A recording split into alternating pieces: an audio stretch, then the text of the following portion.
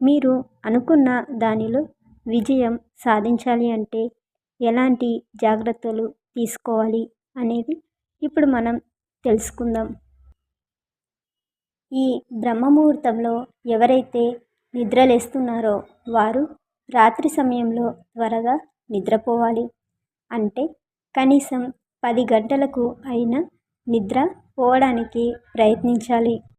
అలాగే చాలామంది అంటూ ఉంటారు, రాత్రి సమయంలో ఆలస్యంగా పడుకుంటే అంటే రాత్రి 11, 12 గంటలకు. ఎందుకంటే మీరు ఖచ్చితంగా బ్రహ్మముహూర్తంలో లేవాలి అనుకునేవారు 4 గంటలు గాఢ నిద్రను, తర్వాత 2 గంటలు సులువైన నిద్రను ఖచ్చితంగా మీరు తీసుకోగలిగేలా ఉండాలి. నిద్రను ఎవరైతే తీసుకుంటారో వాళ్ళకే ఈ బ్రహ్మముహూర్తంలో చేసే యోగా వారికి సహాయకరంగా ఉంటాయి.